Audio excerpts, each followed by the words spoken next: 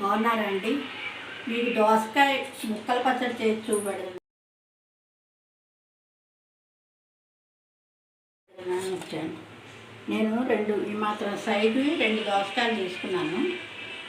ఇలా సన్నగా ముక్కలు తరుక్కోవాలి. తొక్క తీసేసి ఇలా సన్నగా ముక్కలు తరుక్కోవాలి. దానికి కొంచెం చింతపండు నానబెట్టుకోవాలి. మీకు తగినంత మీరు చేసుకోండి. నేను చింతపండు నానబెట్టాను. మిర్చి, సాల్టు, పసుపు, కొంచెం మెంతులు, ఆవాలు, దోసకాయ గింజలు కూడా వేసి నేను దానిలో ఇన్ని ముక్కలు వేసి ఇవన్నీ మెత్తగా మిక్సీ చేస్తాను. ఇప్పుడు ఈ మెంతులు ఆవాలు మిరపకాయలు వేసుకున్నాను. మిక్సీ జార్లో వేస్తాను. కూడా వేస్తున్నాను.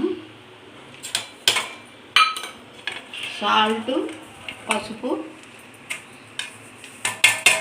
దీనిలో కొంచెం ముక్కలు వేసి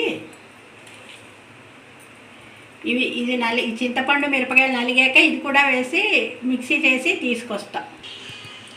ఇప్పుడు చింతపండు, ఉప్పు, పచ్చిమిరపకాయలు, మెంతులు, ఆవాలు, ఎండుమిర్చి, కొత్తిమీర, దోసకాయ ముక్కలు, దోసకాయ గింజలు అన్నీ కలిపి మిక్సీ చేశాను.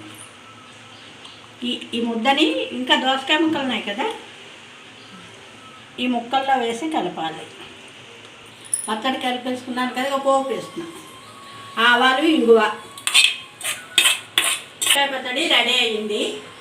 ఈ పచ్చడి కనుక మీరు చేసుకు చూసి మీకు కానీ నచ్చితే నాకు ఓకే చేసి ఇంకేదో సపరేట్ చేస్తారు కదా, అది చెయ్యండి.